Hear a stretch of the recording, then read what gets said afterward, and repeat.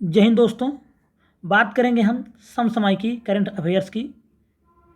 हम लोग अगस्त माह की क्रॉनिकल पढ़ रहे थे और उसी के अंतर्गत आज का जो टॉपिक है वह है राज्य समाचार।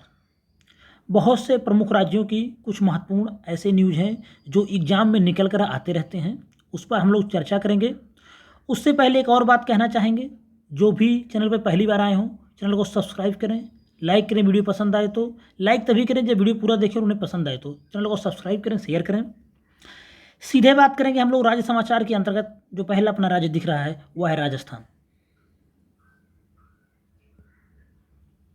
राजस्थान से एक न्यूज़ निकल के आई है, आंचल अभियान। क्वेश्चन आ सकता है कि किस राज्य में आंचल अभियान शुरू किया गया, तो वह है राजस्थान। और यह है क्या, तो राजस्थान सरकार द्वारा गर्भवती महिलाओं के लिए करौली जिले में एक विशेष स्वास्थ्य देखभाल अभियान आंचल शुरू किया गया। तो यह विशेषकर गर्भवती महिलाओं के लिए है, स्वास्थ्य से संबंधित है, इतना याद रखेंगे बस, महत्वपूर्ण है। और जो आरएएस का एग्ज़ाम इस बार होगा उसके लिए बहुत महत्वपूर्ण है। ओडिशा में बात करें तो शीतल षष्ठी, ओडिशा राज्य में पवित्र हिंदू त्यौहार है। शीतल षष्ठी को बड़े धूमधाम से मनाया गया है। तो बस इतना याद रखेंगे कि शीतल छठी या षष्ठी कहाँ मनाया जाता है, ओडिशा में, पूछा जा सकता है। उसके बाद अगर हम बात करेंगे, एक है राभा जनजाति, स्टैटिक जीके के अंतर्गत आ जाता है। राभा जनजाति एक तिब्बती बर्मन समुदाय आधारित जनजाति है। ये निचले असम में गारो पहाड़ियों और पश्चिम बंगाल के दुआर क्षेत्र में रहते हैं। तो असम और पश्चिम बंगाल में राभा जनजाति पाई जाती है। असम में राभा जनजाति के अलावा कुछ और जनजातियां पाई जाती हैं, जैसे बोडो को सब जानते हैं, कचारी, कार्बी ओंगलांग जिला ही है तो कार्बी जनजाति है, मिरी और मिसमी बहुत प्रमुख जनजातियां हैं असम की, बहुत महत्वपूर्ण है। यहाँ से क्वेश्चन हमेशा निकल के आते रहते हैं स्टैटिक जीएस के अंतर्गत। अंबुबाची मेला, तो 22 जून, 2 वर्ष बाद लग रहा कोरोना के कारण, 22 से 26 जून 2022 तक से असम के कामाख्या मंदिर में अंबुबाची मेला। असम का कामाख्या मंदिर अपने आप में खुद बहुत महत्वपूर्ण है। क्वेश्चन आता रहता है कि कामाख्या मंदिर है कहाँ, और अंबुबाची मेला, ये मेला भी पूछा जाता रहता है। तो अंबुबाची मेला कहाँ पे है, असम में है। कामाख्या मंदिर असम के गुवाहाटी में नीलांचल पहाड़ियों पर स्थित है। यह एक हिंदू मंदिर है जो देवी कामाख्या को समर्पित है, बहुत महत्वपूर्ण है।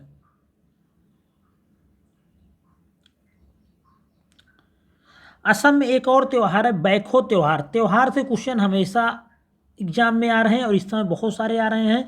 तो असम में मुख्य रूप से किसका है, राभा जनजातियों का त्यौहार है बैखो त्यौहार। राभा जनजातियों की चर्चा अभी हम लोग कुछ देर पहले ही किए हैं। हिमाचल प्रदेश ड्रोन नीति आई है, ऐसी नीतियाँ बहुत सारी आती रहती हैं। एक और जो महत्वपूर्ण यहाँ पे पॉइंट है वह है हिमाचल प्रदेश ड्रोन के सार्वजनिक उपयोग को औपचारिक रूप से स्वीकार करने वाला देश का पहला राज्य बन गया है। क्वेश्चन निकल कर आ सकता है कि कौन सा ऐसा राज्य है जो सार्वजनिक उपयोग को औपचारिक रूप से स्वीकार करने वाला, सार्वजनिक उपयोग में ड्रोन को स्वीकार करने वाला देश का पहला राज्य बना है, तो वह है हिमाचल प्रदेश। बात करें कर्नाटक से, देखते हैं हम कर्नाटक से देखते हैं, अगर कुछ महत्वपूर्ण होगा तो उसको देखेंगे। काशी यात्रा योजना, हाल ही में कर्नाटक सरकार ने तीर्थ यात्रियों को वित्तीय सहायता प्रदान करने के लिए काशी यात्रा योजना की शुरुआत की।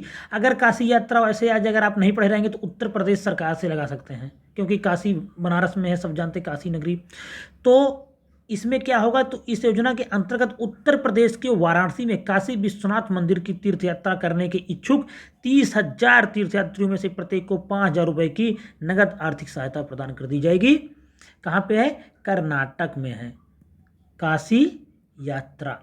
कर्नाटक बहुत महत्वपूर्ण है, आ सकता है किसी भी एग्जाम में आ सकता है। तेलंगाना से कोई न्यूज नहीं, गुजरात से देखते हैं। बालिका पंचायत महत्वपूर्ण है। 17 जून 2022 को बालिका पंचायत शुरू करने वाला गुजरात देश का पहला राज्य बन गया। यह बेटी बचाओ बेटी पढ़ाओ अभियान के तहत गुजरात सरकार के महिला एवं बाल विकास कल्याण विभाग की एक पहल है। तो जब देश में कोई चीज़ पहला हुआ है किसी राज्य में तो किसी भी स्टेट पीसीएस या किसी भी स्टेट के एग्जाम में आ सकता है। तो बालिका पंचायत कहाँ पे हुई है? गुजरात में। बेटी बचाओ बेटी पढ़ाओ अभियान का चर्चा हुआ है, तो बेटी बचाओ बेटी पढ़ाओ अभियान 2015 में लॉन्च हुआ था पानीपत हरियाणा से। जनवरी 2015 में लॉन्च हुआ था पानीपत हरियाणा से। याद रखेंगे, महत्वपूर्ण है। बेटी बचाओ बेटी पढ़ाओ योजना का सन आज भी पूछा जाता रहता है एग्जाम में, भले ये बहुत पुराना हो गया है। मातृशक्ति योजना में कुछ नहीं पढ़ेंगे। हरियाणा से देखेंगे, केरल से देखेंगे, गोवा साओ जो आओ उत्सव, साओ जो आओ उत्सव गोवा के सेंट जॉन दी बैप्टिस्ट का पारंपरिक उत्साह के साथ मनाया जाता है। और सेंट जॉन दी बैप्टिस्ट एक चर्च है, यह भी पूछा जाता रहता है। तो कहाँ पर है? गोवा में है, ये भी याद रखेंगे। यह त्यौहार सेंट जॉन दी बैप्टिस्ट को समर्पित है, जिन्होंने जॉर्डन नदी पर प्रभु यीशु को बपतिस्मा दिया था, और इस उत्सव को मानसून की शुरुआत के रूप में मनाया जाता है। तो इतना याद रखेंगे बस, साओ जो आओ उत्सव और saint John the Baptist church Goa में है। वन लाइनर में कुछ देख लेंगे। कबीर चौरा धाम कहाँ पर है? ये पूछा जाता है। तो ये है मगहर में कबीर चौरा धाम। संत कबीर को श्रद्धांजलि अर्पित किया किसने? राष्ट्रपति श्री रामनाथ कोविंद ने। उत्तर प्रदेश के मगहर में है कबीर चौरा धाम। सीधे क्वेश्चन आता है कि कबीर चौरा धाम कहाँ है? कबीर चौरा धाम मगहर में है। मगहर कबीर की पैदाइश जन्मस्थली है।